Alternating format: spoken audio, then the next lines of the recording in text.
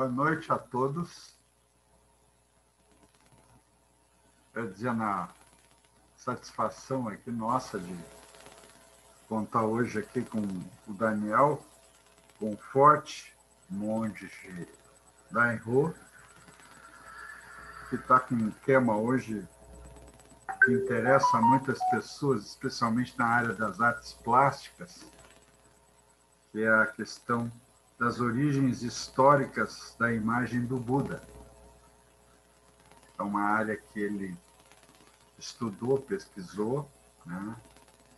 Eu queria dizer que o monge Daihô é discípulo da monja Cixin e mora em Passo Fundo, é professor da Universidade de Passo Fundo, né? É formado em filosofia e design, tem um mestrado em educação e é professor dessa faculdade, em Passo Fundo. E também é fundador da comunidade budista Shantideva, né, de Passo Fundo. Então, eu queria dizer que para nós é uma satisfação, uma honra poder contar hoje com a participação do monge Daihô para tratar desse tema, que é um tema muito interessante, que diz respeito à iconografia budista. É um tema, inclusive, que é pouquíssimo conhecido aqui entre nós. Eu acho que é um tema praticamente ignorado, mesmo entre as pessoas que são das sangas budistas que nós temos aqui. Então, dizer que é um tema extremamente importante, extremamente interessante. E eu gostaria muito, então, de dar início ao nosso Dharma na Roda, que infelizmente nós não podemos estar na situação presencial para poder tomar um chimarrão juntos, como realmente seria a nossa intenção, né? Espero que a gente, dentro de pouco tempo, que nós conseguimos retornar às nossas reuniões presenciais, e a gente poder, inclusive, ter essas nossas conversas assim, pessoalmente, né? Eu teria, assim, algumas perguntas a respeito do monge Daihô. Uma delas é assim, né? Como é que veio a descobrir o budismo, como é que veio a se envolver com o budismo, né? Gostaria de ouvir aí. E boa noite, então, para ti também e para todos os demais que estão aí. Boa noite, professor Celso. Boa noite a Janice, também o Felipe, o professor Joaquim também, o Juca, que tá aí, né, e todos os demais, né? Algumas pessoas eu conheço, algumas ainda não, mas como o professor Celso colocou, eu também eu sou um desses que gostaria de estar fazendo isso presencial, né? Vai ser um processo longo até a gente reconquistar esses espaços públicos, né? Esses espaços que são tão importantes assim. E é um prazer enorme para mim estar aqui. Eu agradeço muito o convite, agradeço o espaço também, porque essas pesquisas que a gente faz, normalmente elas ficam guardadas de maneira secreta, né? Dentro de jardins murados, assim, e são interesses que às vezes é difícil da gente achar pessoas com quem compartilhar, né? Então, quando a gente tem esses espaços, assim, é muito revigorante, né? Mas, bom, sobre essa questão que o professor coloca, eu entrei no budismo de uma maneira um pouco heterodoxa, assim. Eu estava no planeta Atlântida, e aí o Chagdu Rinpoche apareceu no palco. Eu estava com a minha namorada nos ombros, isso era 1998. E aí ele começou a cantar no palco. E eu lembro que, para mim, foi tipo um vácuo, assim, aconteceu um vácuo, né? Esqueci até da namorada nos ombros, assim. E a partir dali eu comecei a pesquisar e acabei começando a prática justamente no Kadrolin, né? né, enquanto ele ainda era vivo. E depois nós tínhamos um grupo aqui em Passo Fundo, Maçanga, né, ligado ao Cadrolim, né? Então, esse foi o princípio, mas desde lá aconteceu bastante coisa, né? Bastante coisa ocorreu aí. Então, eu morei alguns anos na Índia, né? Isso para mim foi determinante nesse processo de reconhecimento meu dentro do budismo, né? E foram quase 5 anos, né? De Índia. E aí quando eu regressei para cá, que surge isso tudo, né? Surge a comunidade, né? Porque o grupo no qual eu praticava já não existia mais.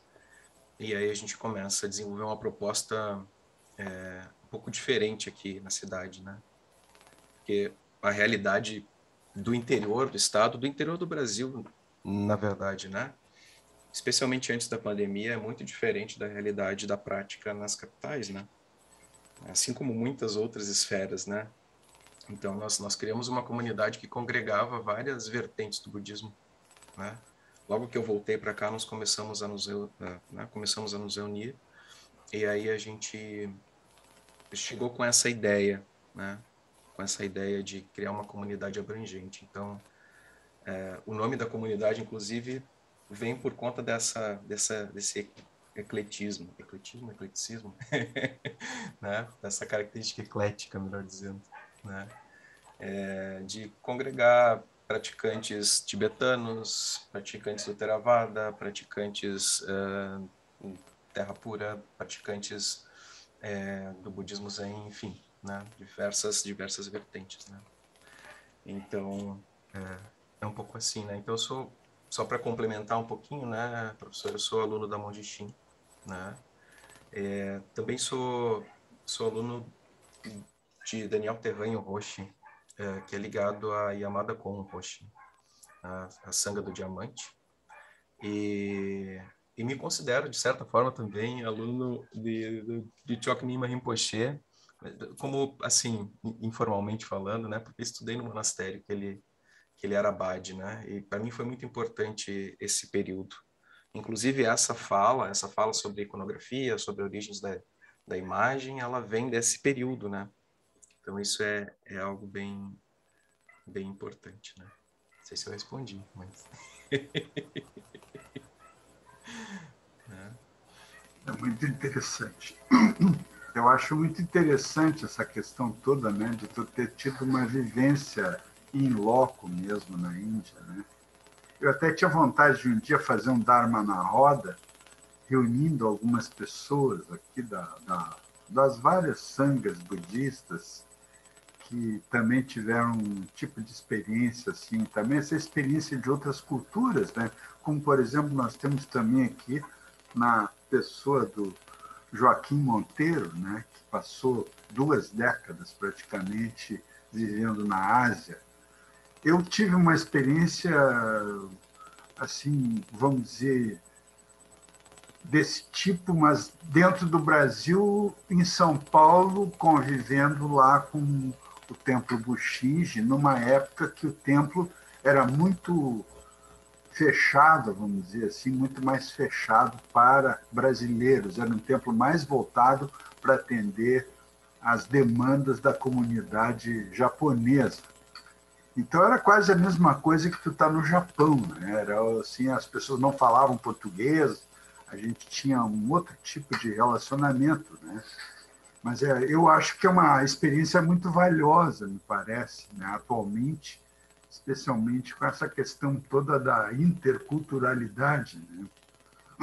Eu sei também que tu tens um interesse nessa área, que inclusive tu és membro de uma associação, né, que é voltada para essa questão também, que eu acho que é uma questão importante, né? Até eu gostaria que tu falasse um pouquinho sobre essa vivência, assim, dessa associação, porque eu insisto muito, né, nessa questão toda do fato do budismo ser uma matriz filosófico-religiosa que nós diferente, absolutamente diferente da nossa matriz cultural aqui judaico-cristã, greco-romana. Essa dimensão cultural, eu acho que ela é muito importante, né? E acho muito importante também no sentido da gente ser sempre atento para essa abertura que representa o fato de ser uma manifestação que provém de um outro universo cultural. Né?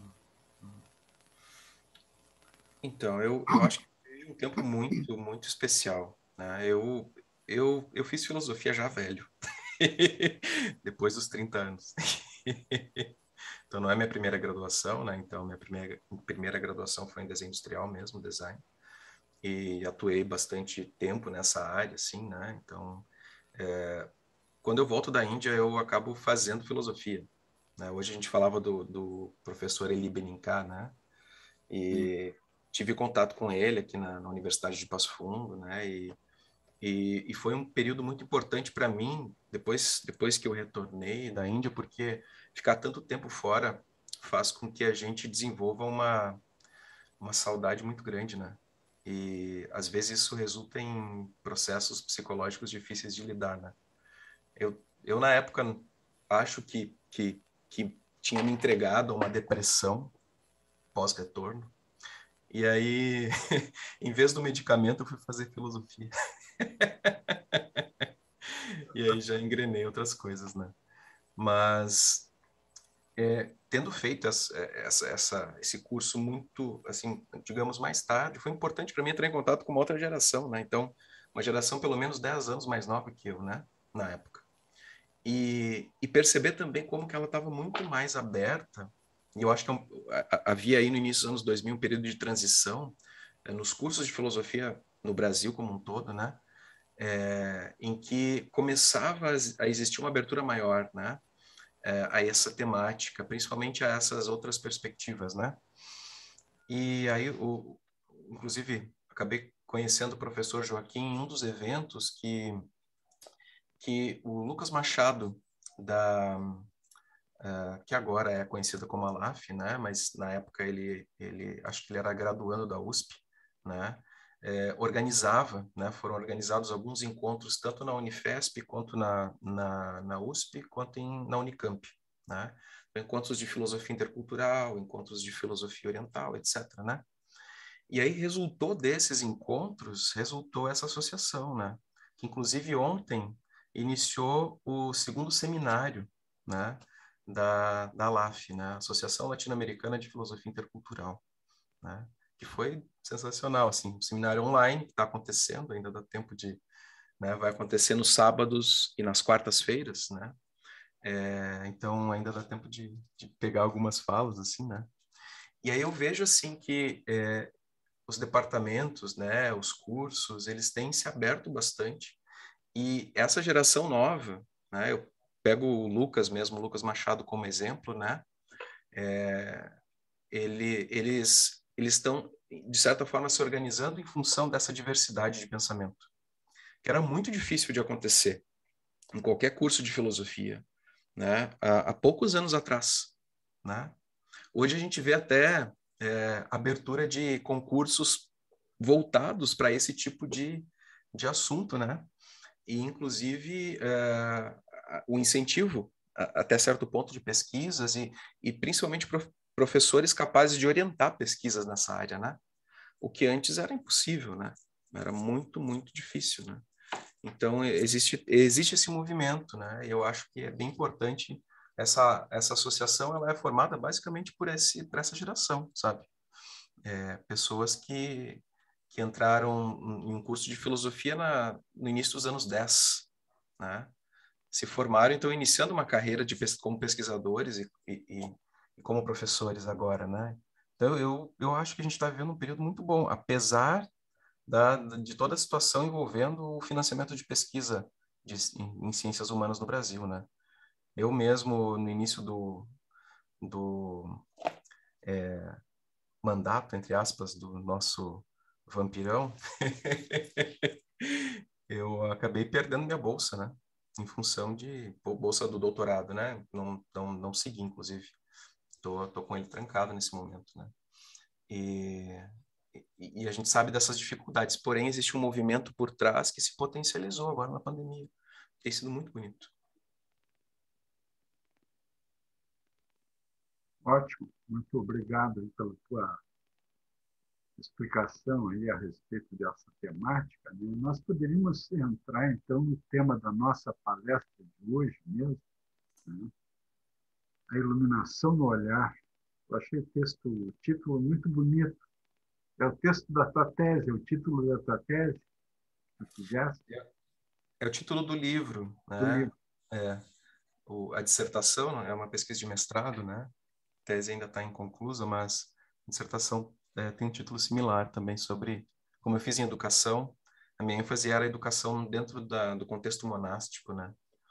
Que era essa etnografia que eu desenvolvi presencialmente lá em Katmandu e também nos monastérios nos antigos monastérios indianos, né? E, mas em, em resumo, né? A própria ideia por trás desse tema vem um pouco da minha formação, né? Vem por conta de eu ter uma formação inicial dentro de uma área que envolve a questão da imagem, que é a área do design, a área do desenho industrial, porque eu sou velho o suficiente para dizer que era desenho industrial, né? Que depois a coisa mudou um pouquinho. O Juca, que é arquiteto, sabe disso, né? É, então as coisas mudaram, né? Então foi anglicizada a palavra aí, né?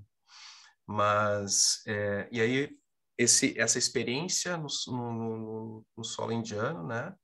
E nepalês, e aí a formação dentro da área da filosofia, né?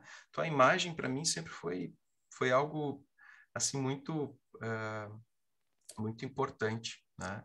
E teve uma passagem assim que é engraçada até, né? De onde surgiu essa ideia, porque eu fui para a Índia em uma época que eu havia finalizado o meu curso, mas eu estava muito interessado em cerâmica, né? Poderia ir para o Japão, seria mais interessante ainda, né? Porém, eu fazia residência no ateliê de um escultor que já esteve aqui no Rio Grande do Sul, que é o Israel Kislansky, né? Então, eu fiz residência em São Paulo com ele e trouxe ele aqui para Passo Fundo umas quantas vezes, ali em 2008, 2009. E na época eu também ajudava e fazia e aprendia, principalmente com a Tiffany, ali no SEB, que alguns conhecem também, né? Que, né, artista visual, que trabalha com tanka, né?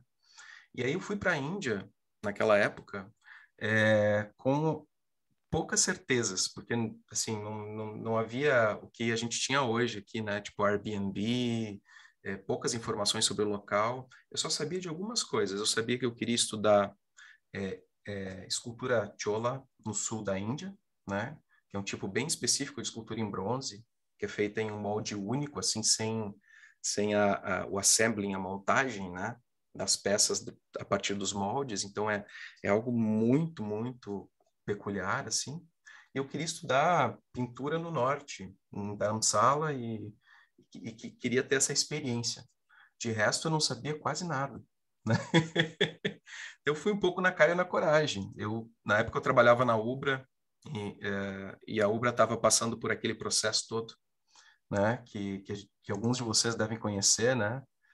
Que resultou na atual situação dela agora.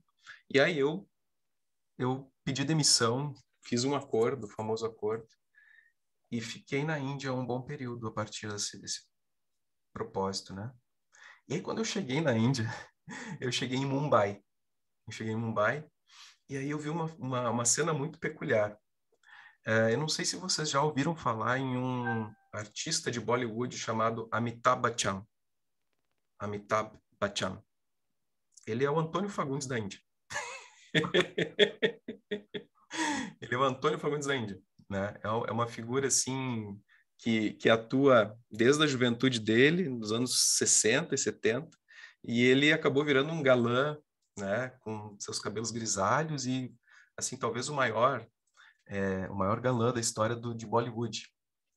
E aí eu chego em Mumbai e eu vejo aquela imagem do Amitabh Bachchan com um altar montado em torno dele, né? E aí eu vejo as pessoas fazendo puja, né? Fazendo oferendas, fazendo um ritual todo em torno da imagem do Amitabh Bachchan, né? E eu fico intrigado. E aí eu pergunto para as pessoas que estavam comigo, né? Eu tinha um host em Mumbai e ele estava explicando que eles faziam esse puja, eles estavam fazendo essa oferenda porque ele estava doente e eles queriam um restabelecimento dele, né? Mas como uma deidade, aquela imagem estava ali, existia uma relação entre as pessoas que estavam na rua, né? E aquele ator, né? Que representava tanto para eles, né? E eu fiquei impressionado, porque fiquei imaginando o pessoal fazendo um altar para o Tony Ramos aqui, por exemplo. Né? Talvez o deus dos ursinhos, ou, né? Ou algo do tipo, assim, né? Mas é algo completamente impensável, porque essa relação entre a imagem desse ator e um culto, e imaginar esse efeito a partir de um ritual, né? Direcionado a essa pessoa, é muito difícil de imaginar sendo feito aqui, né? Pelo menos publicamente, né? Então aquilo me impressionou. E aí quando eu retornei para cá, eu, eu comecei a pensar nessa relação que eu mesmo tinha com a imagem de Buda, né? Porque nós, muito antes de qualquer... isso é parte da minha tese de doutorado também, muito antes de qualquer migração para cá, para o Brasil, nós temos uma colonização imagética oriental através da carreira das Índias portuguesa, né? A carreira das Índias, ela vai importar muitas imagens da China e da Índia também, e do Japão, e vai trazer isso para o Brasil, mas vai trazer isso dentro do contexto de corte, né? Aquilo vai ser trazido. Mas por trazer isso dentro de um contexto de corte, a população acaba se apropriando também, né? Porque existe esse desejo de status de você usar elementos exóticos de uma classe superior, digamos, de uma classe mais alta, e tentar emular aquilo, né? Um desejo de status, propriamente dito, né? Então, a imagem de Buda, principalmente relacionado com a cerâmica, né? Aí eu volto àquele meu ponto inicial, relacionado com a cerâmica, e as cerâmicas que eram encomendadas pela corte portuguesa na China, ela vai se popularizar, né, no momento que ela chega em Portugal e também no Brasil. Ela se populariza como aquele... Mas aí a imagem de Buda como Rotei, né? A imagem do, digamos, entre aspas, do Buda gordo, né? Isso se populariza, né? E a gente tem esse contato. A gente vai ter esse contato cotidianamente na casa das avós até agora, até o século XX, né? E aí se cria toda uma praxis ali, uma prática de você usar aquilo como uma ferramenta de abundância, né? Mas a gente tem o nome Buda já muito antes da imigração japonesa, já colocado assim entre, né? Isso sem analisar ainda arquiteturas, por exemplo, a arquitetura colonial mineira e outros elementos que aí também existem outras influências, né? De chinesices, etc., né? Então, isso é importado, né? E a gente tem uma relação com essa imagem, que é uma relação bem emocional, né? Uma das grandes vantagens do budismo com relação às outras denominações religiosas no Brasil é que a imagem de Buda é extremamente positiva, né? Ela é extremamente positiva. Ela está presente em diversos ambientes que não tem necessariamente nada a ver com a prática religiosa, mas tem a ver com bem-estar, tem a ver com abundância, tem a ver até com estilo, né? A gente tem essa ideia que aí já não é necessariamente essa mesma origem, né? Aí a gente já tem uma origem do exotismo que vem para nós através de revistas, né? E a gente pega, assim, personalidades europeias e estadunidenses que exibem essas imagens na sua decoração, né? E aí a gente também vai emulando. Então, eu mesmo aqui tenho uma vizinha minha que tem um laguinho muito bonito, uma imagem de Buda ali. Se eu vou ali e pergunto para ela o que aquilo significa para ela, né? Ela possivelmente vai responder equilíbrio, bem-estar e outras coisas, né? Ela tem uma relação que não necessariamente é uma relação religiosa, né? Isso se fortalece no Brasil também com relação à cultura da minha geração, relacionada a animes, mangás, etc. E vai se fortalecendo com essas novas, né? Então a imagem de Buda é muito potente, né? E eu, fazendo essa arqueologia de mim mesmo, eu decidi pesquisar sobre ela, né? Decidi pesquisar sobre ela. E na minha perspectiva, ela vai ter muito a ver, né? E isso foi de certa forma, comprovado também nessa pesquisa, com como nós nos relacionamos, não só com o cânone budista, né, com aquilo que nos faz praticantes, independente da escola, né, mas principalmente com essas relações emocionais, né? Essas relações emocionais. E aí a pergunta que se coloca é: como que a gente representa uma ausência? Né? Qualquer um que já estudou teoria semiótica ou já entrou dentro dessa área dos estudos relacionados à imagem, seja ela uma área dentro das artes visuais, seja na história, seja na sociologia ou na filosofia, né? Como que a gente se relaciona, né, com essa ausência? Essa semana eu estava me perguntando bastante sobre isso, porque é uma coisa bem concreta, assim, né? Eu tenho uma filha de 7 meses aqui, né? Inclusive, hoje a gente teve uma cerimônia do mate, até tirei uma foto, né? Estiquei para ela uma cuia de chimarrão e ela estava curiosa, pegou aquilo, né? Mas quando alguns de vocês com certeza passaram por isso, né? Quando a gente se confronta com essa criança, a gente se confronta com a nossa infância também, né? E aí eu tentava lembrar da minha. E não vinha muita coisa, sabe? Não vinha muita coisa. Eu tentava lembrar os momentos da infância, né? Mas grande parte daquilo que eu vivia, eu revivo em função dela. Mas as minhas memórias, elas ficaram no esquecimento, né? Existe esse movimento quase que natural. Logo que eu voltei da Índia, o meu pai ainda era vivo, né? Ele veio a falecer assim uns 9 meses depois que eu voltei, né? Coincidiu esse retorno, né? Eu retornei de Katmandu, na verdade, depois do terremoto que aconteceu lá. Eu voltei para cá, daí eu tive esse terremoto também, né? Então a gente descobriu essa condição do pai e o pai se foi, né?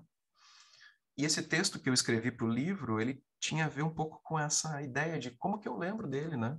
Como que eu vou lembrar dessa pessoa? Como que eu lembro de alguém que eu amo muito? E aí eu fiquei imaginando, né, a origem é essa, imaginando a relação dos primeiros discípulos e das primeiras comunidades com relação ao Buda. Como que a gente supera essa ausência que é, na verdade, insuperável? A gente nunca supera a ausência de um pai, a ausência de uma mãe, a gente não supera. Mas a gente cria mecanismos, né? A gente vai criar mecanismos, a gente vai criar estratégias, né? Como diria o Certeau e o Bourdieu também falam disso, né? Eu crio estratégias para lidar com isso. E o surgimento da imagem de Buda vai ocorrer um pouco nessa dialética, né? E aí existem algumas coisas, né? Que são interessantes, né? Nós sempre temos, quando somos leigos, no sentido de desconhecer o Dharma, né? Desconhecer a tradição, a gente sempre tem a ideia do budismo como sendo algo sóbrio, né? Digamos, né? Algo que prescinde assim de uma fé, né? Então isso é um engano comum, né? E as pessoas chegam com essa perspectiva, porém a gente sabe que é o oposto. Porém, ao mesmo tempo, não.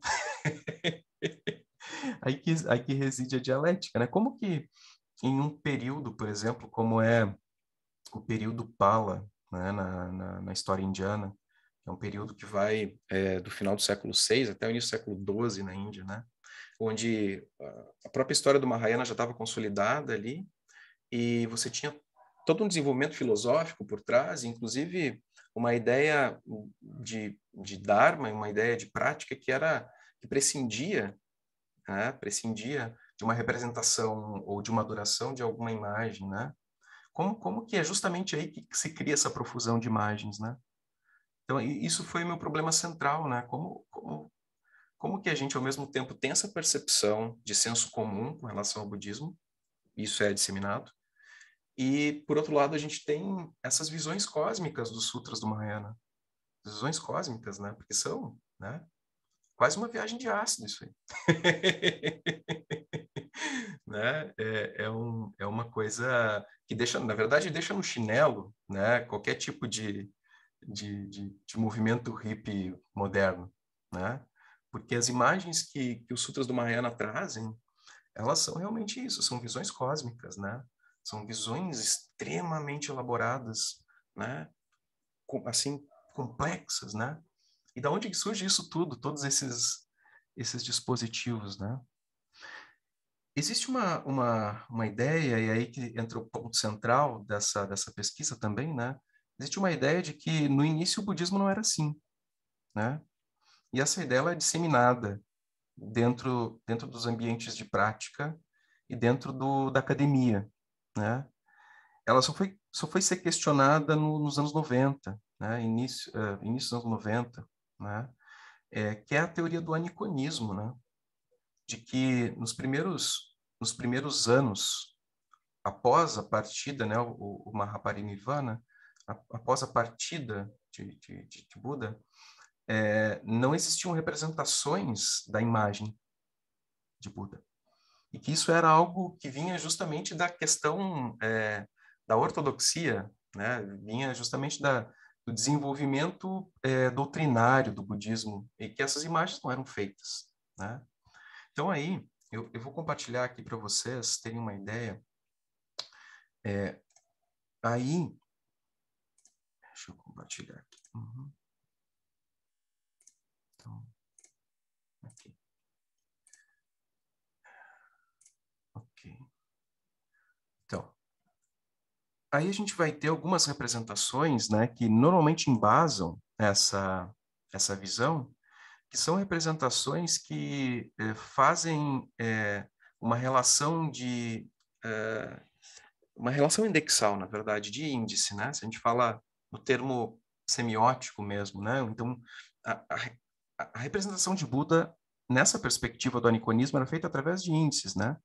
Então, poderia ser as pegadas, né, de Buda, que a gente vê, por exemplo, nos locais sagrados, a gente vê os dois pés, né? Que é uma representação que é anterior ao budismo, né? Que é uma representação que se encontra no jainismo, que se encontra entre os agívikas e outras escolas contemporâneas do budismo, né?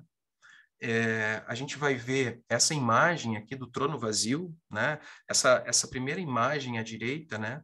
A imagem do trono de diamante, onde se tenta representar Buda sendo tentado por Mara, né? Na imagem do meio, a gente tem a imagem da roda do Dharma, que teoricamente representaria Sarnath, onde Buda profere o primeiro discurso, né? E depois, na imagem da esquerda, a gente tem uma representação da Bodhi, da árvore Bodhi, né? E ela sendo adorada, né? A árvore Bodhi em Bodh Gaya, né? Então, os que defendem a teoria do aniconismo, e o aniconismo é uma teoria que vai defender que, desde da morte de Buda, desde o Mahaparinirvana até o século I, antes da Era Comum, não existiriam representações antropomórficas de Buda, né? Então, um dos argumentos era justamente essas representações que trabalhavam com índices da passagem. Não era só aqui, né? Não é só nesses relevos, mas também a gente vai observar isso na Stupa de Sankey, né? Em Barhut, em Amravati, em outras estupas desse período anterior ao início da Era Comum na Índia, né? A gente vai observar essas representações. Porém, aí existe uma pressuposição, né?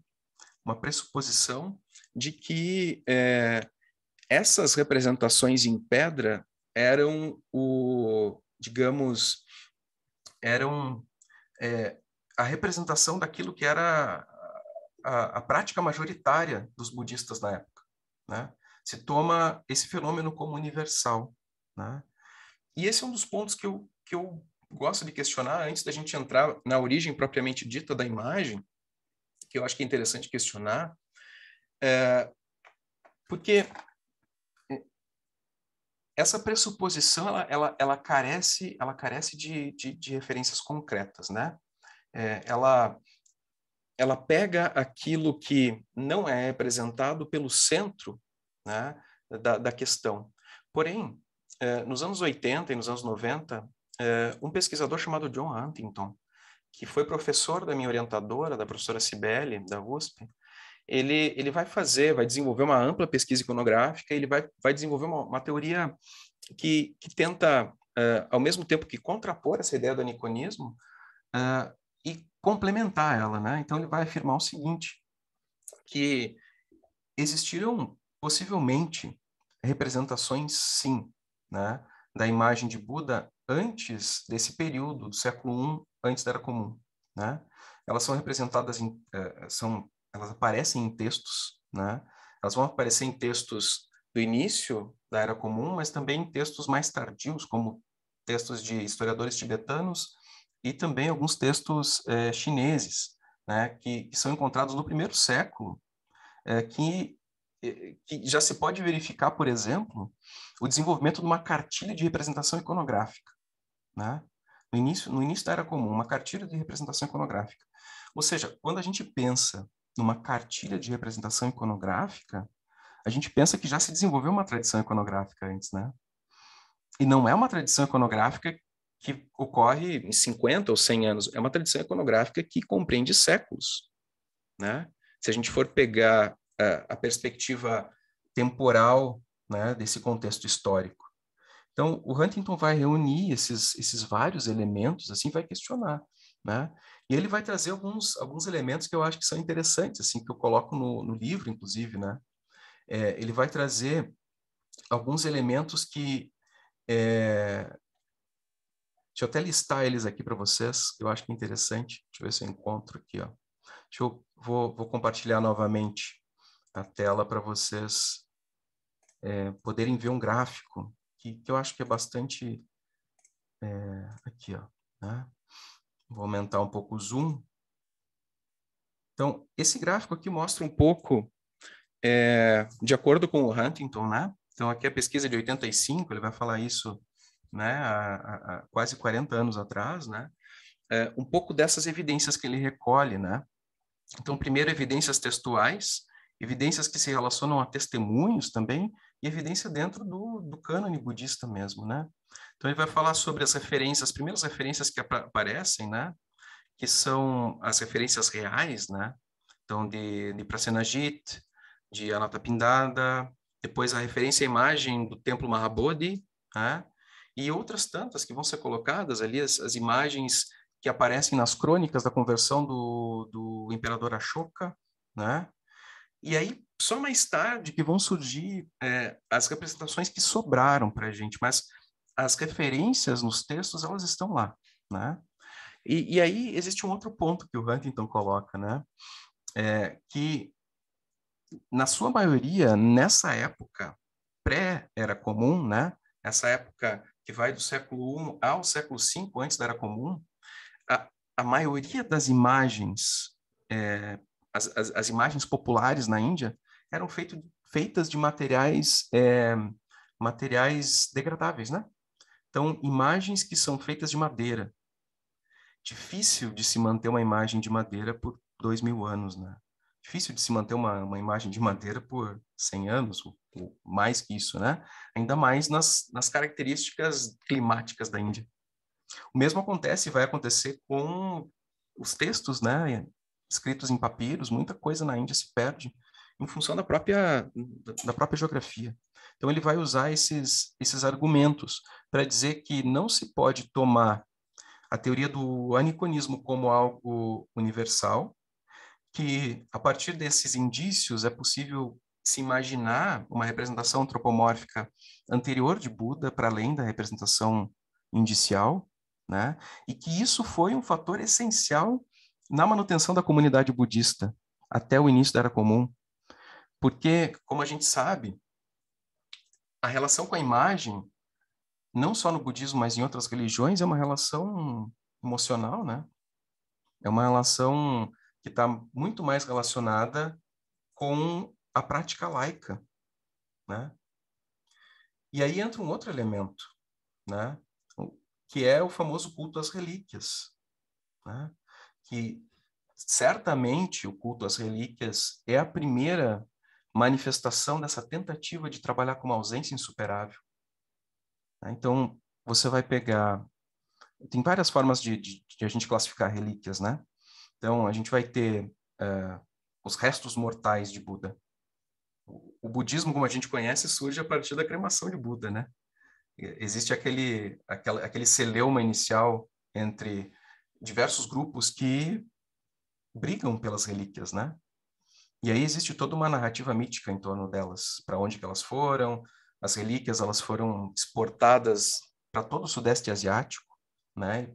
Para o norte da Ásia também, sem nenhuma comprovação histórica, mas a gente vai ter também roupas, itens de uso corriqueiro, assim, né? O cajado, né? De caminhada, o manto, e assim por diante, né? Mas a gente também vai ter imagens, né? E esse culto às relíquias, ele vai caracterizar o início, daí a gente entra na ideia da imagem de Buda a partir do stupa.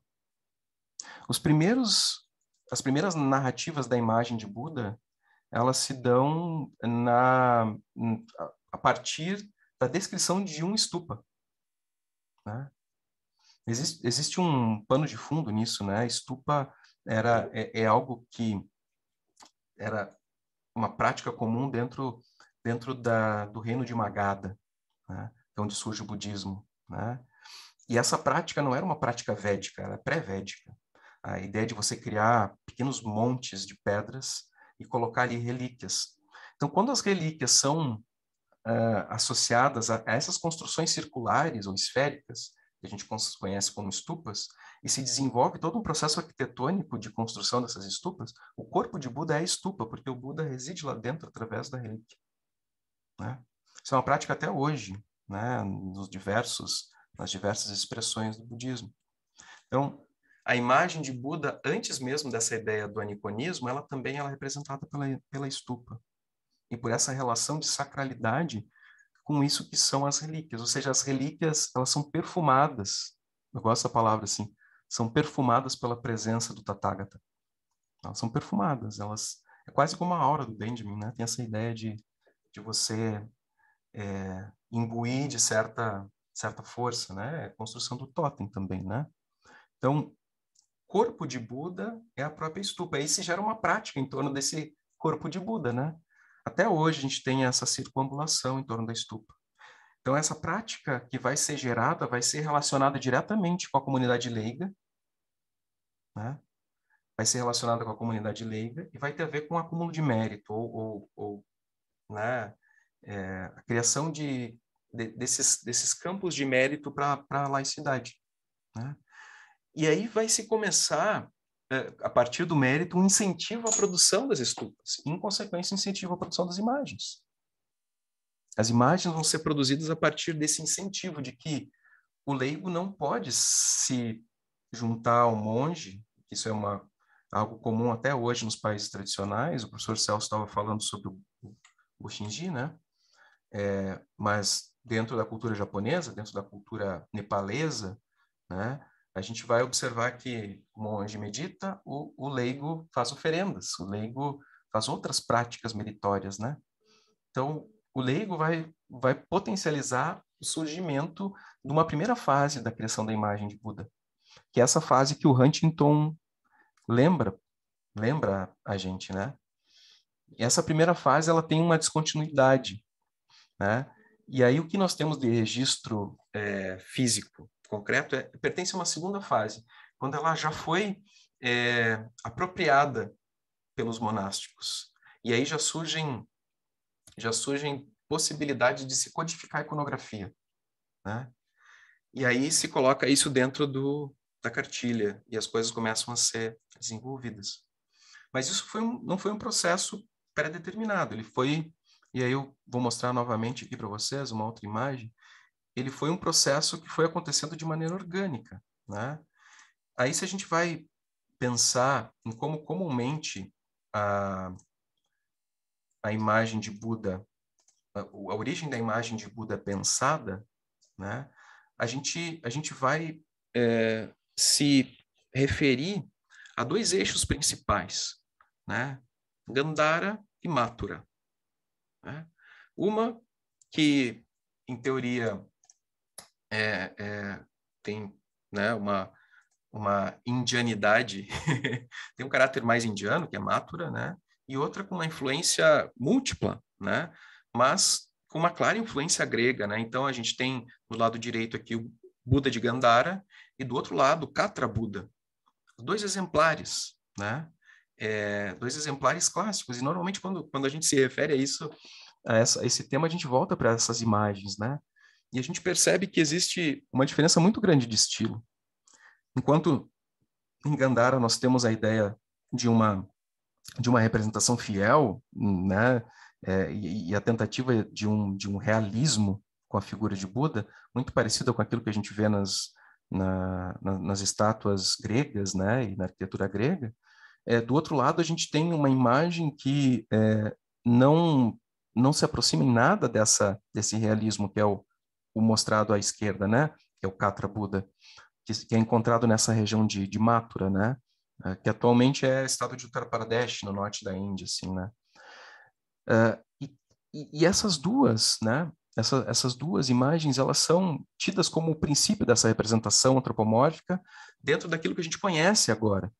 Porém, a gente pode considerar que a representação, a representação de Mathura é, de certa forma, mais antiga, porque ela se refere diretamente a uma continuidade de uma tradição de representação dos yakshas, né?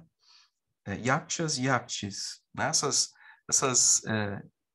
Como a gente pode dizer, essas divindades da terra, né? Esses protetores, esses personagens assim da mitologia indiana, né? Que são sempre representados de uma maneira muito, muito particular e similar a esse Buda de Mathura, né? Então vai existir essa dicotomia. E aí a gente tem dois teóricos aí que brigam um pouco sobre isso, né? Que é o Faucher, né? Que vai falar que a influência grega na cultura de Gandhara foi determinante, e a partir daí as imagens se tornaram populares, e o Coomaraswamy, que vai falar o oposto, né? Até por ser um defensor né, da cultura indiana, ele vai falar que o Buda de Mathura é mais antigo, né? Então, esse período agora é o segundo período, né? E aí, depois desse segundo período, as coisas começam a ficar ainda mais complexas, né? E essas influências duplas, elas vão, de certa forma, se mesclar. E a partir dessa mescla entre Mathura e Gandhara, nós vamos começar a ter as iconografias clássicas que vão se desenvolver a partir do início da Era Comum já, né? A partir do primeiro e segundo século da Era Comum, né? E aí que surgem, inclusive, esses códices de representação da imagem, né? Que são espalhados, né? Pela Ásia, no geral, né? Eu vou dar uma pausa, porque eu estou falando demais. Alguém tem alguma questão até aqui? Querem colocar alguma pergunta ou algo? Até parar de compartilhar. Eu ia te perguntar o seguinte, né? Eu li que a questão da imagem do Buda, quer dizer, essa questão que tu abordasse aí da ausência de imagens do Buda, né? Essa teoria que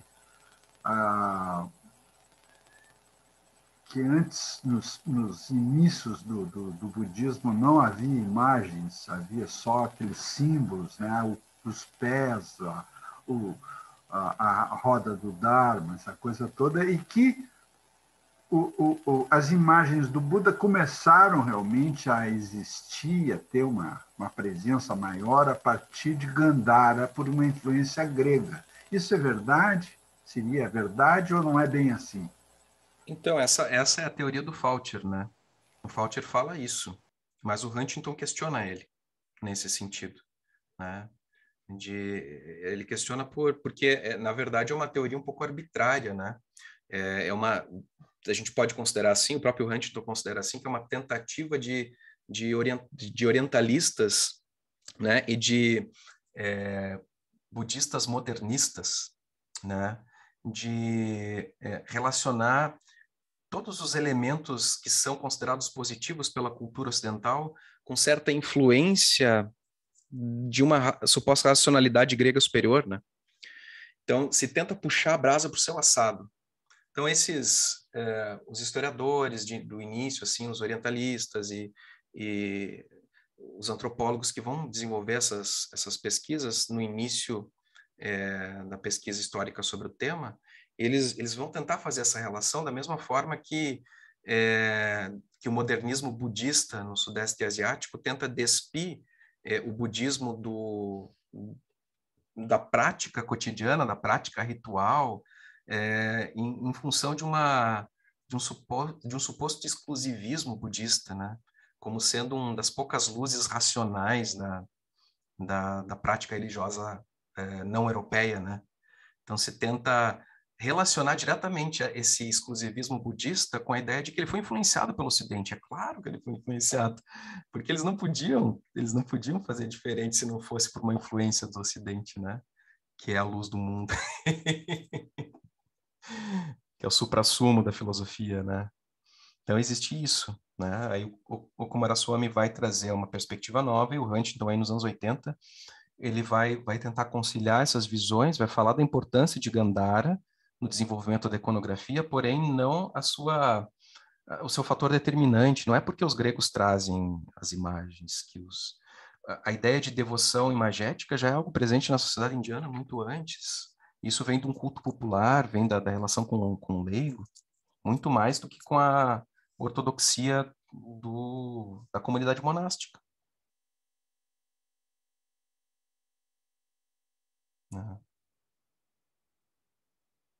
Sim, professor. Tem que ligar o microfone, professor.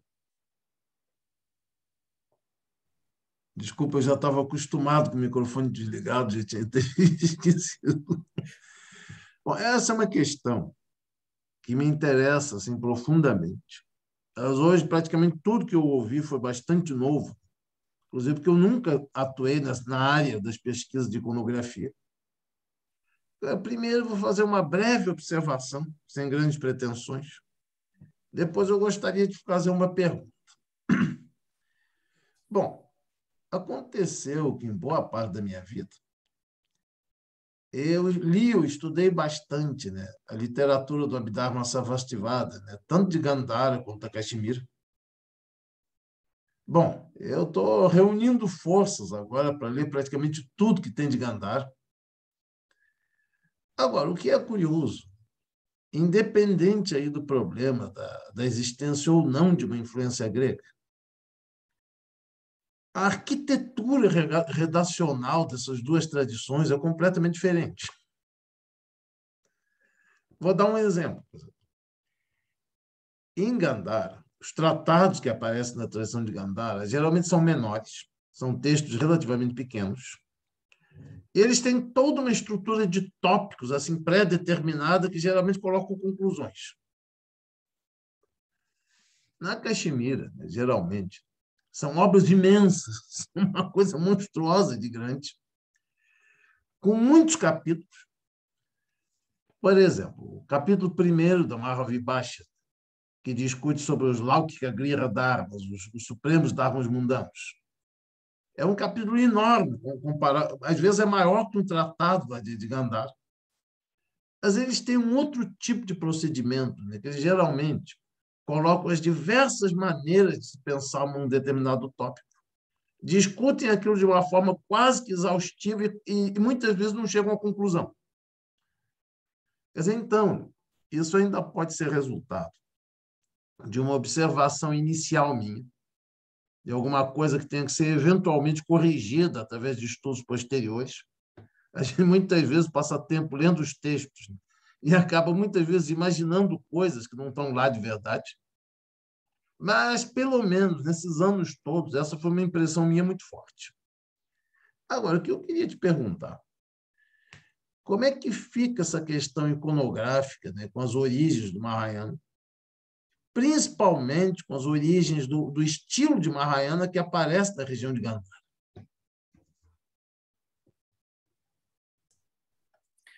Essa pergunta, professor, e agradeço a sua colocação também, ela dá gancho para a gente falar essa relação entre imagem e texto, né? Eu acho que ela é determinante mesmo, né? Então, existe essa diferenciação, como o professor coloca, né? Com bastante propriedade, assim, entre essa literatura, né? Essa construção textual de Gandhara e, em contraposição, aquilo que era feito no norte da Índia, né? Isso é claro. E existe uma relação muito, muito próxima também com como que esses diferentes eixos vão encarar a imagem, né? Esses diferentes eixos vão encarar e produzir as imagens, né? Tem um livro que eu estou com ele aqui agora, inclusive, que trata justamente disso, né? Que é esse livro do Jacob Kinnard,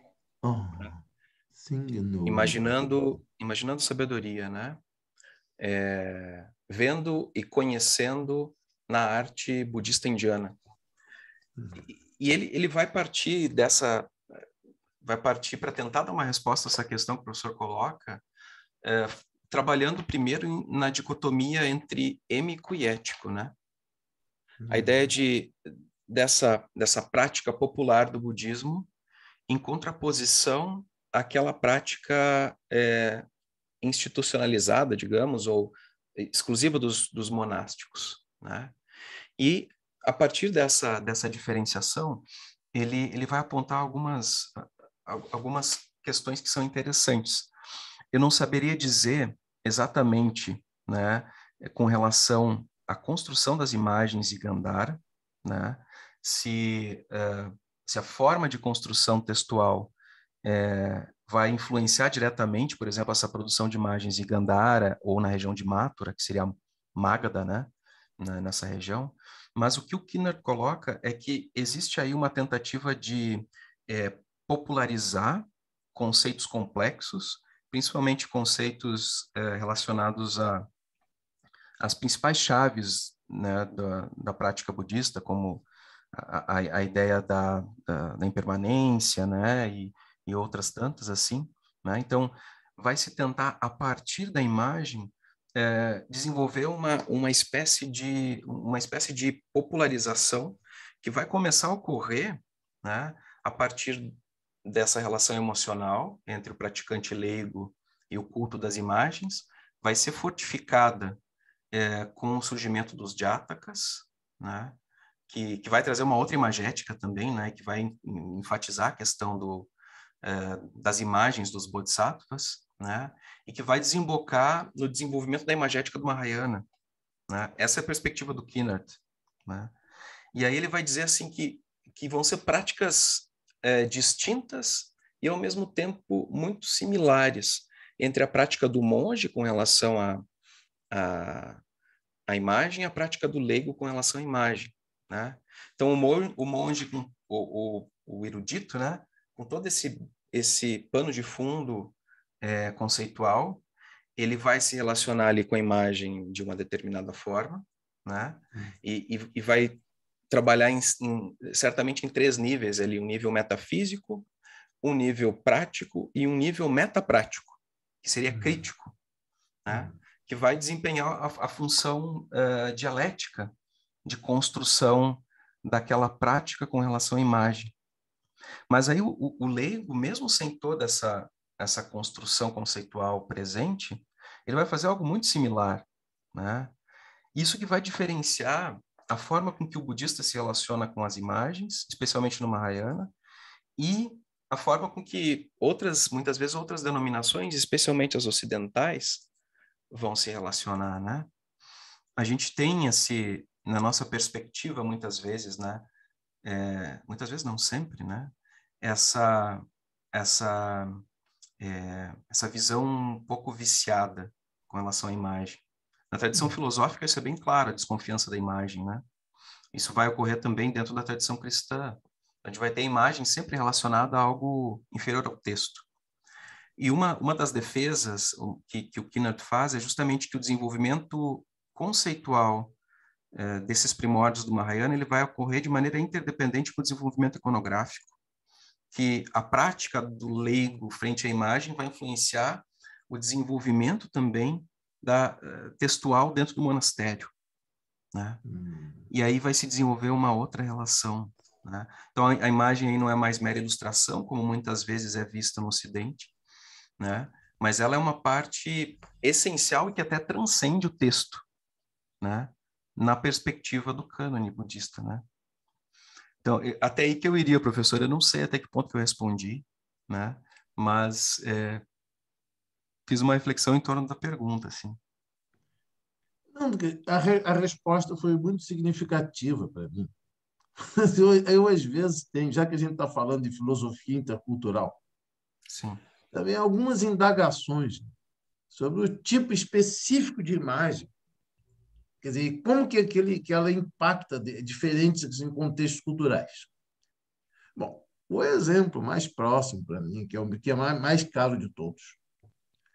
Você vê, na Índia, ao que consta, a presença do Buda Amitabha, das imagens do Buda Amitabha, era quase assim como uma coisa entre outras. Uhum. Uhum. Agora, sei lá por que razão, quando Amitabha entra na China, ele vira o maior superstar da história da China. Por que isso? Eu vou te dar exemplos da minha vida em Taiwan. Uhum. Você sabe quando você liga o telefone para alguém, o alô, alô em chinês é wei, wei. Uhum. Mas tem muita gente que diz omitofó. Ah, sim. Você está vendo novela na televisão taiwanesa, está Uhum. uma briga de casal. Aí tem um parente jovem tentando apartar a briga, o que ele faz? Isso? Omitofó, omitofó, omitofó, omitofó. Uhum. Taiwan tem, ou seja, você viaja de trem, de Kaohsiung, que está lá no extremo sul, até Taipei, que é o extremo norte. Quase toda residência que você vê nas estações tem Namo Omitofó escrito. Quer dizer, por que a figura do Buda Amitabha passou, como é que se diz, quase que de um figurante na Índia para virar superstar na China? É uma ótima questão. O que me vem à mente é uma outra coisa que tanto o Kinnard quanto o David Eckel, que tem um livro muito bom chamado To See the Buddha, que ele vai tratar a filosofia da imagem do Bhavaviveka, né? Então eles vão falar um pouco sobre uma certa cultura pan-asiática que vai ser distribuída nas diversas fases da Rota da Seda, né? E as relações que vão ocorrer entre essas imagens budistas que saem e as crenças que existem nesse caldeirão que era a Rota da Seda, né? Sim. E aí, de certa forma, a afirmação é de que a imagem de Amitabha, ela se relaciona a outros cultos que estavam presentes já ali e que se fortifica, de certa forma, a partir dessa perspectiva. Mas, além disso, eu não saberia dizer, mas eu acho uma questão extremamente interessante, né? E a própria relação que o professor perguntou no início também com a imagem de Gandhara, pela própria forma com que ela é colocada, a gente já pressupõe uma relação distinta, né? Que vai ter marcadamente essa influência também grega, né? A gente pega a influência textual também, mas isso tá bem presente ali. Então, eu acho que existe essa manifestação distinta. Mas é muito interessante a questão. Obrigado. Tem um conceito que eu gosto muito, eu acho que eu já coloquei para o professor Joaquim em algum momento, que é de um professor que foi professor meu no Ranjung Geshe, que é o John McCransky. Ele coloca esse conceito que eu gosto bastante, que é o conceito de Buda transhistórico, né? De como que as manifestações de sabedoria, elas vão surgindo de maneira a acolher as necessidades, né, e contextos, né? E eu acho isso muito, muito legal, muito interessante, assim. Aí você já me lembrou mais outra coisa. Uhum. Os chineses são tão ligados à historicidade concreta que, por exemplo, Buda Amitabha para os indianos, quer dizer, um conceito metafísico, é uma figura mitológica. Os indianos jamais cogitariam de situá-lo dentro da história. Uhum. Mas como os chineses não descansam enquanto eles não fazem isso, na China tem o dia do aniversário do Buda Amitabha.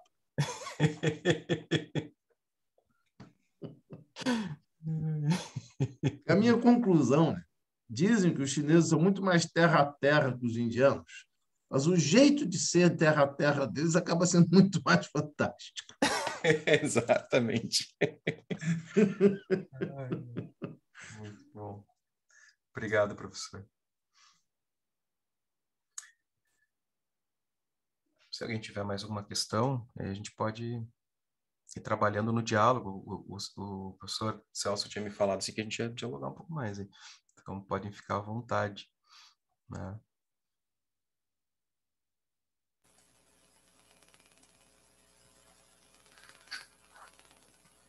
A tua, a tua abordagem, ela fica mais restrita, vamos dizer assim, às manifestações indianas e tibetanas, ou tu vai mais para a cultura chinesa, para o budismo japonês, essa questão toda aí da evolução imagética, né, do budismo? A minha área de pesquisa foi super ampla, né? Foram os sítios que eu visitei, então já é ampla demais. E aí eu excluí aquilo que vinha. O meu foco era até o século VIII, na verdade, né? Então eu trabalhei essas áreas, né, que são importantes no budismo himalaico, e trabalhei os sítios arqueológicos nas cavernas de Ajanta, de Ellora, de Baja, de Karla, na Índia, né? Que foram os lugares que eu pude ir presencialmente. Então, ali eu consegui fazer, por exemplo, a pesquisa dessa relação inicial da estupa com as imagens, relacionando com o desenvolvimento arquitetônico das diversas câmaras nas cavernas de Ajanta, por exemplo, né? Que pega um período histórico muito similar àquele que eu estava trabalhando. Então, essas diferenças arquitetônicas, elas são indícios também de uma mudança na percepção da imagem, né? Então, a gente vai ter em algumas câmaras, por exemplo, estupas como essa que eu estou mostrando aqui, completamente planas, sem nenhuma imagética colocada. Em outras, deixa eu ver se eu tenho essa imagem aqui, eu deveria ter em algum lugar. Aqui as cavernas de Ajanta, né? Para quem não conhece, né? Um lugar belíssimo, assim, né? Então foram séculos de construção talhada na rocha, né? Aí em outros lugares, em outras câmaras, outras cavernas aqui em Ajanta, em um período posterior a gente já vê as estupas sendo desenvolvidas assim plenas de imagens, né? Então o Buda já vai ser representado de maneira direta nessa iconografia. Deixa eu ver se eu acho aqui, né? Mesmo dentro assim dos espaços, mesmo dentro dos espaços, a gente vai ter nas câmaras mais tardias representações claras das encarnações de Buda nos Jatakas, né? Nas vidas de Buda nos Jatakas. E aí vai ser desenvolvido esse processo de transição que vai levar, por exemplo, aquilo que seria a iconografia depois, né, do Mahayana, mas também depois do budismo himalaico, né, como um todo. Então, desenvolvimentos iconográficos influenciados por essa mudança, né, na perspectiva da ortodoxia e da ortopraxia. E é interessante pensar nesses espaços como espaços de diversidade, né? Hoje a gente tem essa imagem de um monastério, de um lugar ligado a uma tradição, ligado a uma linhagem, uma tradição. A gente vai ter ali sempre uma historicidade por trás. Não é o caso nesses monastérios indianos, né? Ali se congregavam às vezes, inclusive pessoas de outras denominações, hindus, agívicas, jainistas. Então, nas cavernas de Ellora, por exemplo, a gente tem, não sei se alguém teve a oportunidade de visitar, mas a gente tem espaços que eram budistas, espaços jainistas e espaços que trabalhavam com os Vedas, né? Brahmânicos, assim, né? E isso acontecia dentro de um espaço comum. E essas influências, elas foram se colocando em uma perspectiva de diálogo. Então, o ambiente desses espaços era muito diverso. Então, a ortodoxia, ela era menos importante do que uma ortopraxia, né? Então, as práticas eram muito similares, apesar das crenças e dos pressupostos da prática serem distintos. E aí as imagens têm um papel muito importante aí, né? Aí existe o sincretismo, existem processos de sincretismo de um lado e de outro. Assimilação da imagética budista de alguns elementos que vêm da tradição bramânica e vice-versa, né? E aí existe um outro questionamento também, né? Não existe uma primazia bramânica frente a, a esses movimentos xamânicos, né? Esses movimentos que vêm dos xamanas, dos renunciantes, né? Que também é outra coisa que é muito presente na pesquisa acadêmica, mas que é algo já bastante questionado, né? Que é essa ideia de que o budismo surge dentro de um pano de fundo, digamos assim, bramânico, né?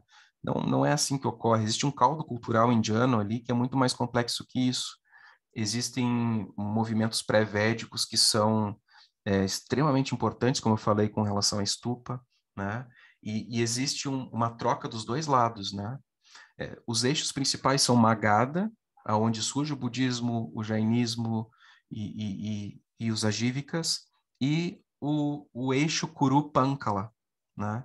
Que é védico, que é bramânico, que tem outros pressupostos. E eles vão conversar entre si, né? Para a criação dessa imagética toda, né? Então, acho que é um pouco por aí, assim, né? Então, vai acontecer esse caminho. A pergunta inicial foi sobre a pesquisa externa, mas o que eu quero dizer é que existe aí um universo muito complexo e impossível de abarcar, assim, tem que ter um fôlego muito grande para abarcar manifestações dentro do budismo chinês, japonês e do sudeste asiático, né? A minha orientadora, a professora Cibele, o professor Joaquim conhece ela, né? Acredito né? A pesquisa dela tem a ver com essa imagética no Sudeste Asiático, na Tailândia, em outros espaços, assim. E o sincretismo das imagens de Buda com Vishnu também nesses contextos, né? Enfim.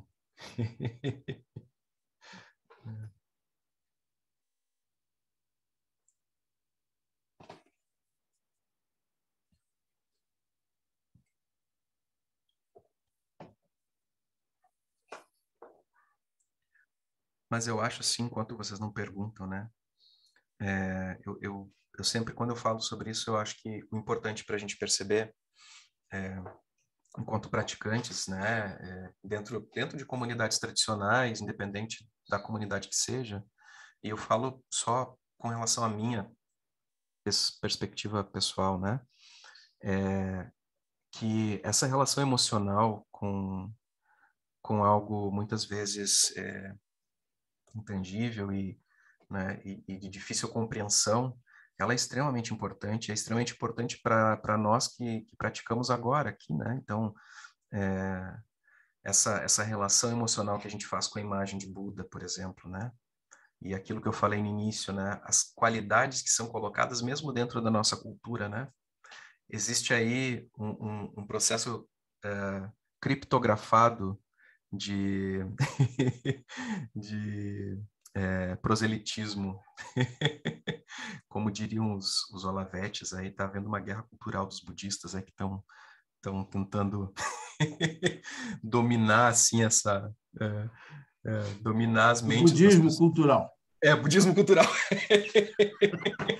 Tem pretensões de dominar o mundo e destruir a civilização cristã. A religião biônica universal, no final das contas, é o budismo.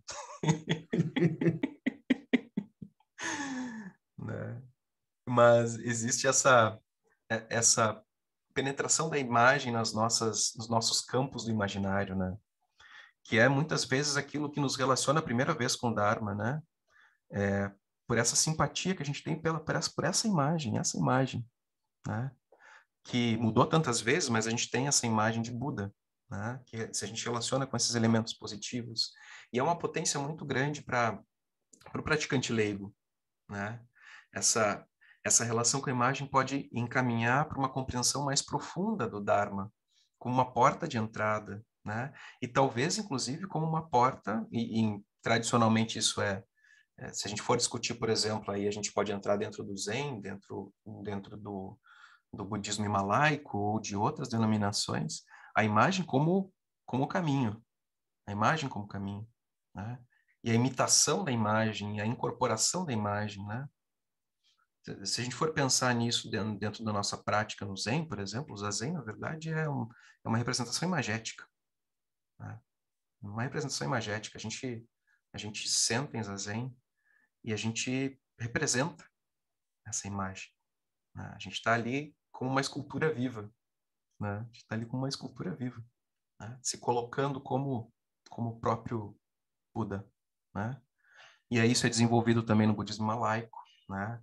Essa a primazia da imagem assim na prática, né? E é justamente aquela ideia de a gente se transformar naquilo que adora, né? A própria ideia do ritual, né? A própria ideia do rito, onde a gente performa um rito com o objetivo de se transformar no próprio objeto de adoração, né? Existe essa relação também, nessa relação metaprática que o Kinner coloca, né? Na minha pesquisa eu vou falar de alguns, nesse livro, né? Até, deixa eu fazer propaganda, eu mandei, esse professor Joaquim já conhece, mas eu tenho, deixa eu achar aqui, esse aqui é o livro, né? Para quem não conhece, né? Iluminação no Olhar, né? Que é o livro que veio a partir da dissertação. E aí, dentro desse livro, depois que eu falo um pouco sobre essas origens, né, e tem muito mais em cima disso, por exemplo, como que surgem as primeiras imagens de Prajnaparamita enquanto uma deidade, né, como que todo um gênero textual se torna uma imagem, uma deusa, uma deusa, né, uma deidade, que é colocada num contexto de prática leiga, né, um contexto de prática de bhakti, né, de relação realmente de devoção com relação à imagem, mas tem origem no livro, tem origem no texto, né?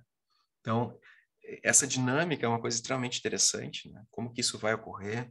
Aí aqui tem alguns comentários também sobre o Vimalakirti Sutra, com relação a essa própria ideia assim da prática laica, né? E da imagem como algo extremamente importante, né? E também eu comento nos capítulos finais ali como que o dito proto-madhyamika do Rangzon Pandita, que é um erudito tibetano do início do século XI, vai desembocar nas compreensões de visualizações tântricas mais tarde dentro do budismo himalaico, né? Então, tem toda essa riqueza, né? Então, tem uma pesquisa nos monastérios de Alki, né, que é uma fase de transição também, ocorre uma fase de transição iconográfica na Caxemira, né, com diversas influências, né? O professor Joaquim sabe melhor que ninguém essas questões, assim. E aí a iconografia vai se transformar a partir dali e vai dar nascimento a uma outra forma de expressão, né? Mas isso está detalhado ali, quem tiver interesse. Né? Aí, tem Sim. uma pessoa ali que queria fazer uma pergunta, acho que é o Josen. Sim. Tudo bem, Josen San? Boa noite, pessoal.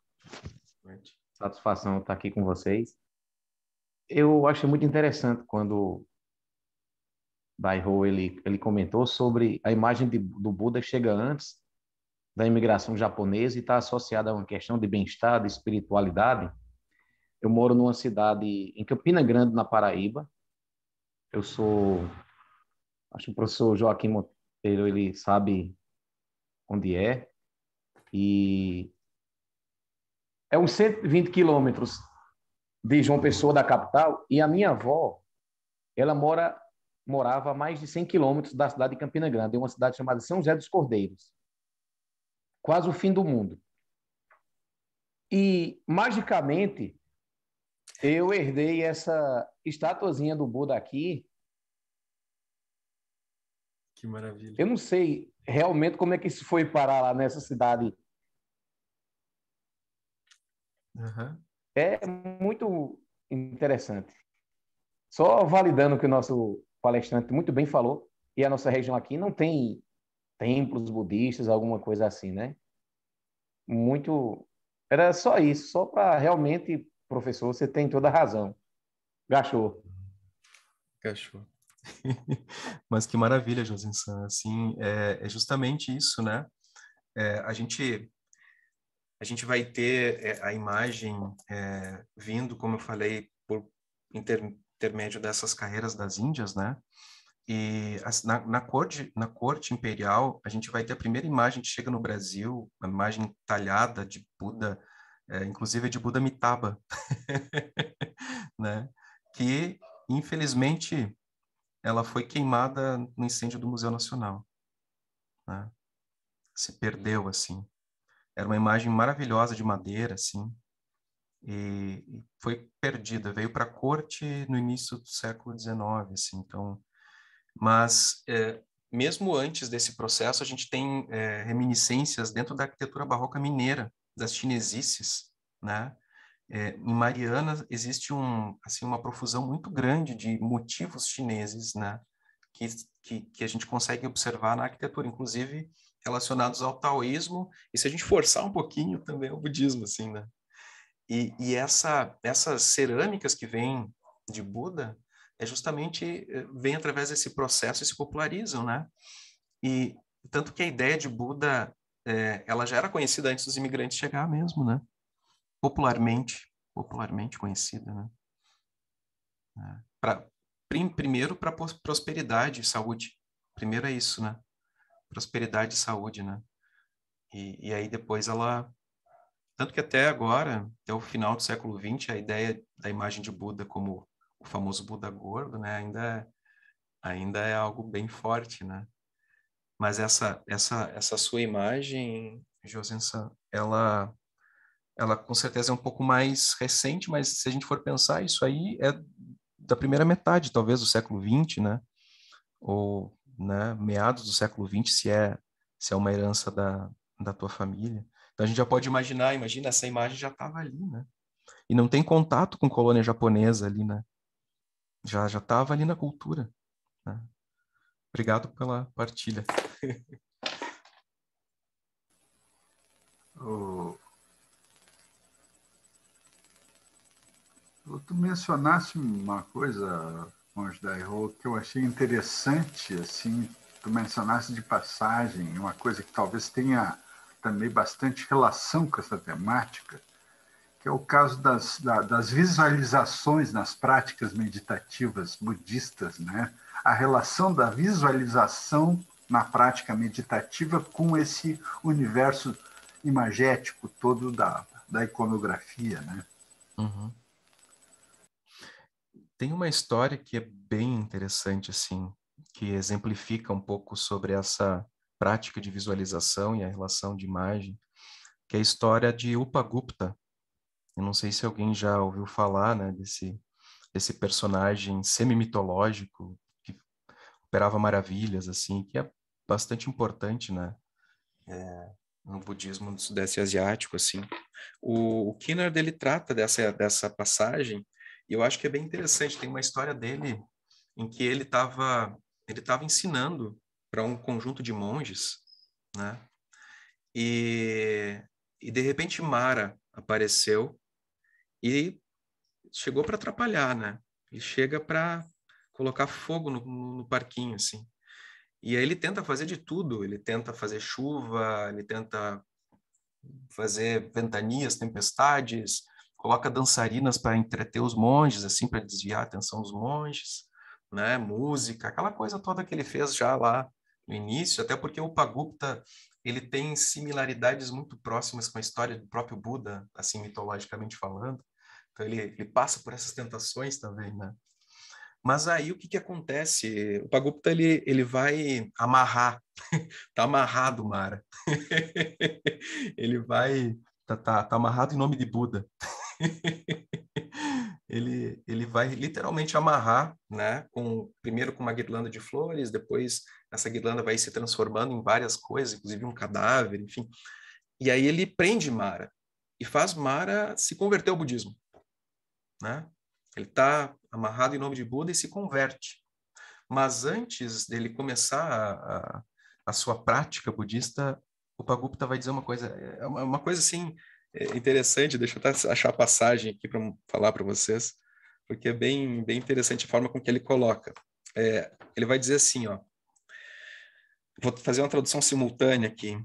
Apesar de eu ter visto o corpo do Dharma, né, o Dharmakaya, ou seja, através do estudo, através da prática, etc., eu ainda não vi o corpo físico, né, ou Rupakaya, né, do Senhor dos três, do mundo triplo, dos três mundos, né, que se comparam à montanha dourada, né? Então, em retorno ao favor que eu te fiz de te converter no caminho correto, né, eu quero que você faça uma última feitiçaria, que é fazer com que apareça aqui na minha frente a imagem perfeita, o corpo do abençoado, do Tathagata, né? Só aí entra toda uma história, né? A gente não chegou a falar em Darshana, mas existe aí um problema, né? Porque de acordo com a tradição, de acordo com o cânone, se Mara aparecesse para Upagupta na forma de Buda, Upagupta deveria obrigatoriamente se ajoelhar e reverenciar o Tathagata, né? Porém, é Mara. Então, quando ele reverencia Mara, na verdade, ele está sendo idólatra. E aí, automaticamente, o corpo de Mara se esfacelaria em vários pedaços. Então, aí não ia adiantar muito a conversão, né? E o que vai acontecer? Mara atende o pedido de Upagupta, se transforma, né? O que será que ele faz? O que o Upagupta faz aí? Né? Aí você decide, né? Tem dois caminhos possíveis aí, né? Ele automaticamente, e aí entra o plot twist da história, ele se ajoelha e reverencia Mara, reverencia Mara. Só que Mara não explode, Mara não se desfaz, Mara não se, né, enfim, continua lá com uma figura, né, de Buda, né? E aí o que acontece? Ele fica surpreso, né? O que aconteceu, né? Aí ele vai dizer, sim, mas você não está reverenciando o Buda, você está reverenciando a mim. E aí o Upagupta vai dizer, é claro, eu sei que o maior de todos os oradores já passou para a extinção de forma definitiva, como um fogo engolido pela água.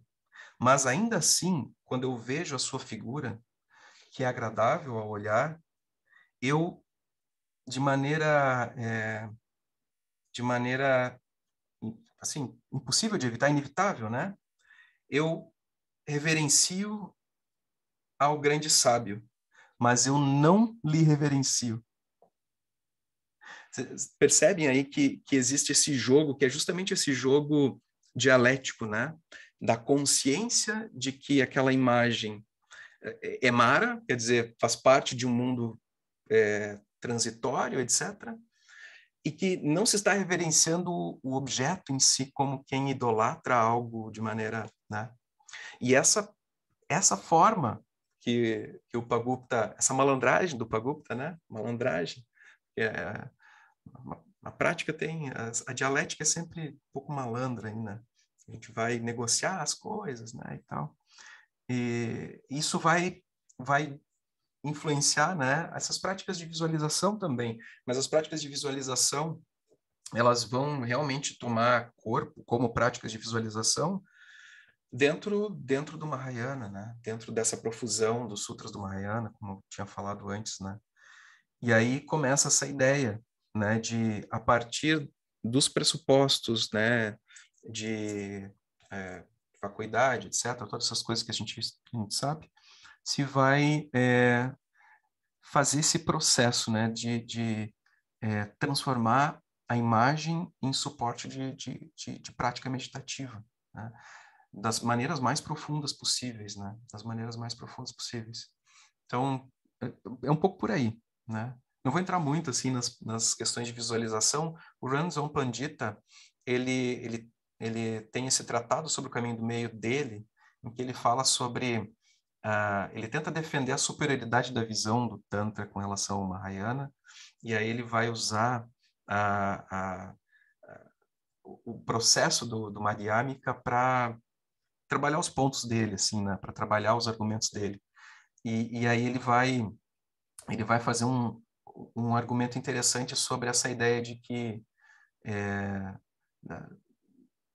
essa ideia de tornar-se a deidade, né, que é muito presente na prática himalaica, né? Então, por exemplo, eu citei o Zazen. No Zazen a gente não faz essa visualização, mas nós corporificamos ela, né? Nós corporificamos essa, como Mircea Eliade diz, né? A gente vai estar ali além do tempo, a gente vai estar corporificando algo que está no Ludistempo, né? No tempo além do tempo, no tempo mítico, no tempo das imagens, né? E essa é a potência desse tipo de prática de visualização, que pode ser extremamente complexa, né? Muito complexa.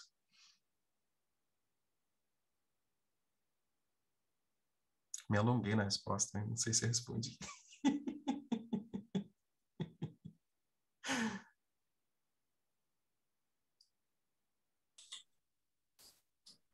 Oi, Dai-Ho-san, tudo bem? Tudo bem. Só o seguinte comentário aqui, ó. É que eu não consigo entender bem porque na época do Buda não havia a escrita dos sutras, né? Textualmente a coisa não existia, né? Ou era evitada, né? Quando se tratava desses assuntos, digamos, espirituais, né? E talvez, consequentemente, a questão da imagem, né? Seja ela uma escultura ou não, porque o pouco que eu sei, os indianos eram muito avançados, né? Eles teriam como escrever isso logo, ou mesmo representar, né? O Buda, até onde eu sei, ele é um avatar de Vishnu, é isso? Numa perspectiva bem tardia, ele vai se transformar depois que o Mais budismo já tinha tarde. desaparecido. Tá. O budismo já tinha desaparecido da Índia quando isso foi formulado. Tá. Porque eles são muito. O hinduísmo é muito rico em imagens, né? Com todas aquelas simbologias, né? Nossa, tem imagem para tudo, né? Então tá só colocar isso, né? Essa minha atenção, né? Com relação assim, poxa, por que os caras não escreveram logo as coisas, né? E por que eles não representaram também, já? Que é uma coisa, uma consequência, né?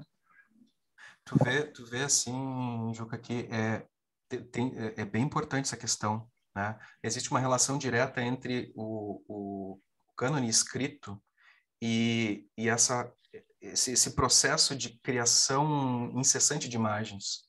Tanto que a gente vai observar ali quando o livro começa, os livros, né, os textos escritos começam a surgir, eles se tornam objetos de veneração muito próximos do que a estupa era e do que as imagens eram. Então, o livro ele é venerado, né? O budismo se torna uma religião do livro, vamos dizer assim, né? E existe uma desconfiança anterior, né, que já estava presente nas tradições bramânicas, já estava presente a desconfiança com relação à palavra escrita, né? Por vários motivos, assim, né? Mas ela persistiu até o início da Era Comum, né? Até o início da Era Comum. E aí que começa a surgir, né? E aí que é o ponto interessante, né? Você começa a escrever, né? E duas coisas ocorrem aí.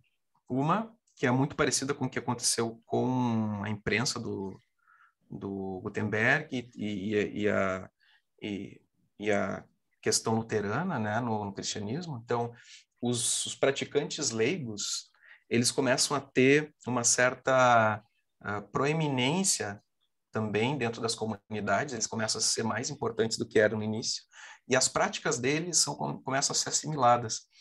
E aí, como os lugares de prática, eles não eram distintos assim, né? A ideia de budismo de um lado e hinduísmo do outro, não é algo antigo, é algo recente. E a ideia de hinduísmo é muito recente, né? O conceito vem no período colonial inglês. Antes a coisa era muito mais complexa, né? E esses movimentos que aconteciam ali eram dialéticos mesmo. Então, os brahmanes, eles se inspiravam nas práticas budistas e os budistas, principalmente o sangha monástico, né, se inspiravam também nas práticas brahmanes, né? Existia uma diferença um pouco geográfica também dentro da Índia. Então, uma das coisas que propiciou o fim do budismo na Índia foi o fato do budismo ser centralizado em grandes centros monásticos, né? Está relacionado também a cidades, enquanto que a cultura védica, bramânica, ela se propagava mais no interior da Índia, né? Mas existia ali, ao mesmo tempo que uma competição, existia um processo de assimilação mútua.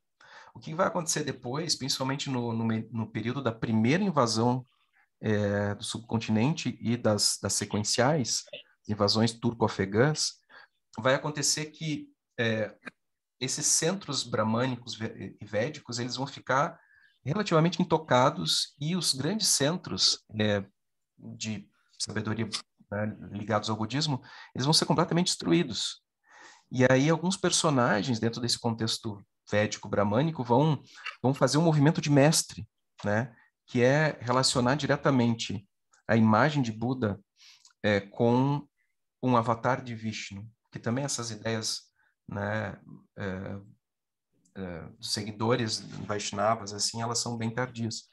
E aí você vai dizer assim, ó, os monastérios terminaram, como que os praticantes leigos ficam? Bom, você não é budista, você hindu, digamos, entre aspas, né? Esse termo não existia anacrônico aqui. Mas você é nós, você faz parte dessa mesma cultura, porque Buda é um avatar de Vishnu. Mas foi uma forma de dominação, né? Ao contrário do sincretismo religioso que ocorre às vezes, por exemplo, com povos escravizados, como aconteceu aqui, ali foi um processo de dominação de uma estrutura que já tinha uma supremacia. Então eu assimilo para dominar, né? Assimilo o budismo para dominar o budismo, né? E aí não é que as imagens budistas sejam inspiradas nas hinduístas, também entre aspas, né? É que existia um processo coletivo de criação. Um processo longo, né? Enfim, são 2000 anos. Não sei se eu respondi também, mas... Não, mas é isso. Eu acho que as coisas não são muito claras assim, né? Não, obrigado.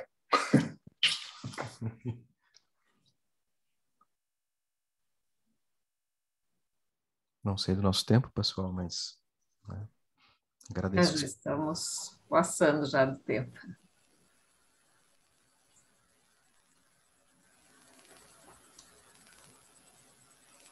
Não sei se tu queres colocar ali, se alguém se interessar pelo livro, onde comprar.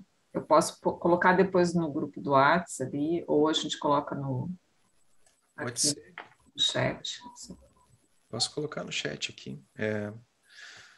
Ele foi publicado pela Apres, né? Pela editora de Curitiba e está disponível aqui também. Tem Kindle e tem formato físico. Né? Os direitos autorais dá para comprar assim alguns sacos de arroz por ano, assim. Sobreviver de direito autoral no Brasil é um negócio impressionante. Aquela imagem que está na capa do livro, você pode falar alguma coisa dela? Né? Qual é a intenção ali? Não sei se é um tibetano, não sei se aquilo é um daqueles gorros que eles usam lá, enfim, não sei. Esse desenho foi feito por um amigo meu, pelo Vinícius de Assis, ali de Sorocaba. Ele morou comigo em Katmandu. E aí, enquanto eu estava estudando lá no monastério, ele ia quase sempre lá e ele é artista gráfico. Aí ele ficava desenhando os mongezinhos no monastério, primeiras séries.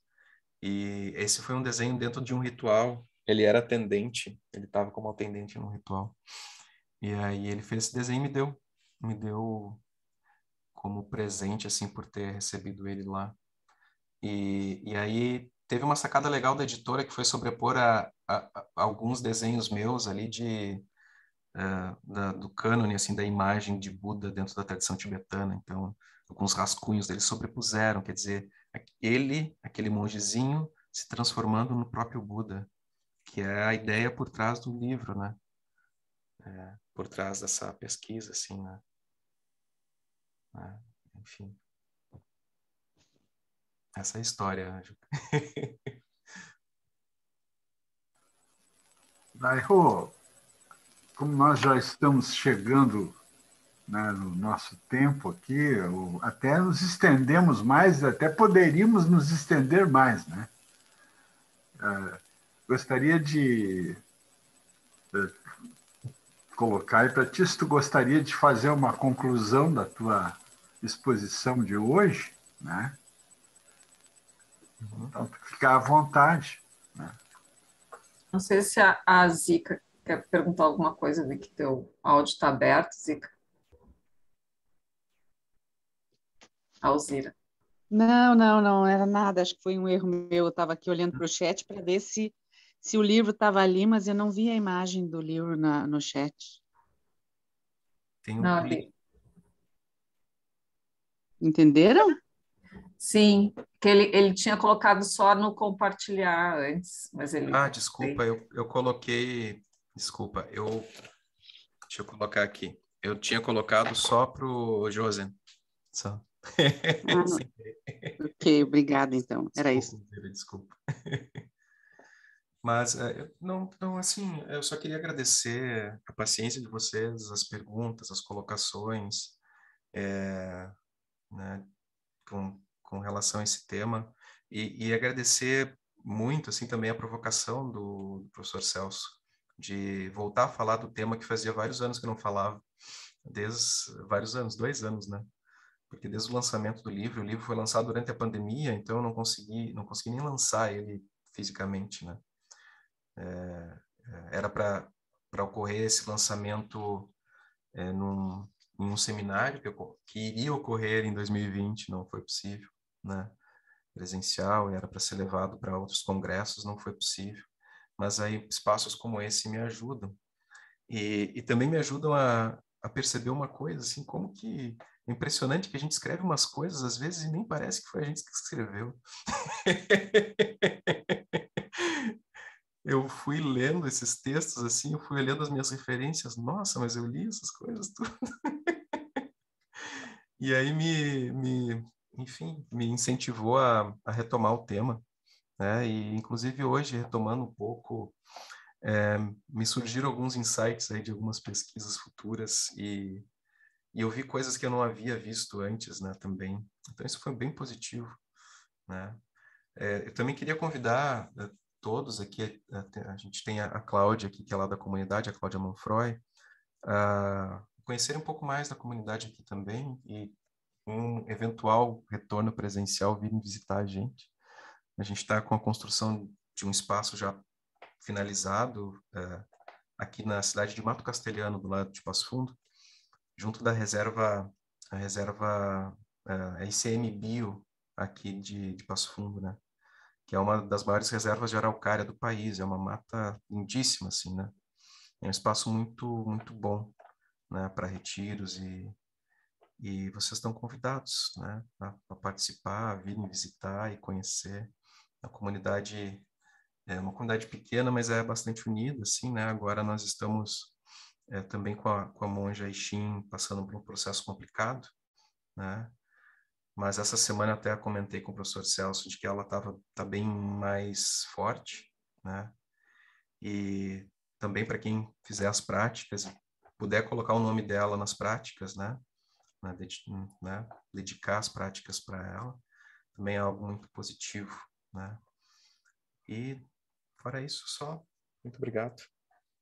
E me coloco à disposição para conversar fora daqui também. Obrigado ao Instituto Zen Maitreya, obrigado ao professor Celso, professor Joaquim, todos que estiveram aqui. Obrigada, Ivo. Obrigado. E apareça também, né? O senhor é sempre muito bem-vindo aí, tá?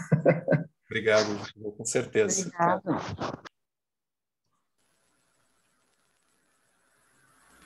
Então, tá, em nome do Instituto Maitreya, quero agradecer a magnífica aula, né? Uma beleza de aula, e te agradecer e colocar sempre o Instituto aqui à tua disposição, né? E também mandar as nossas saudações aqui para a monja. Nós estamos aqui torcendo por ela. Vou enviar para ela, ela vai ficar bem feliz. Até eu tentei ver se ela conseguiria participar, mas é bem difícil assim. Ainda.